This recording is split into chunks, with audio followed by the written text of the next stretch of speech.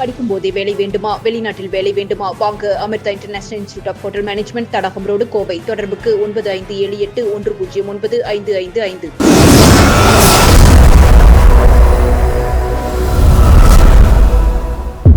வணக்கம். தமிழ் சினிமாவின் நடிகர் திலகம் சிவாஜி கணேசன் மறைந்து 25 ஆண்டுகள் ஆகிறது. கோவை பெரியநாயக்கன் பாளையத்தில் ஒவ்வொரு ஆண்டும் அவரது பிறந்த நாள் மற்றும் நினைவு நாள் நிகழ்ச்சிகள் நடைபெறுகிறது.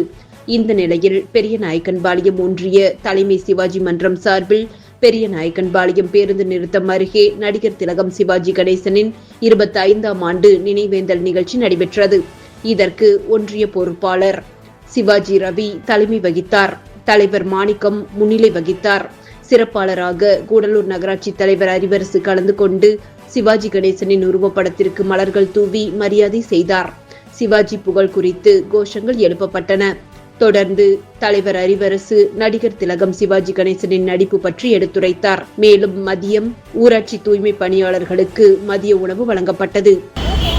ஒரு நடிகர் மட்டுமல்ல, இன்னும் சொல்ல சொன்னால் தன்னுடைய உடல் அசைவுகள், முகபாவங்கள், சொற்களை கையாடுதலில் நடிப்பாற்றலை அவருக்கு விஞ்சியவர் தமிழ்நாட்டில் யாரும் கிடையாது. அப்படிப்பட்ட ஒரு நடிப்புக்கு இலக்கணம் மரியாதைக்குரிய சிவாஜி கணேசன் அவர்கள். எனவேதான் அவரை நடிகர் திலகம் என்று சொல்லுவோம்.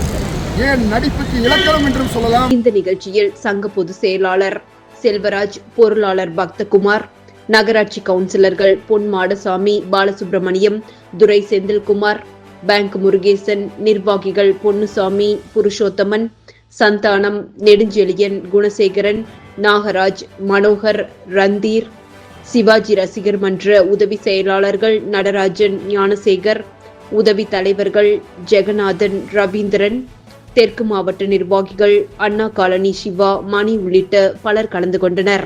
நன்றி.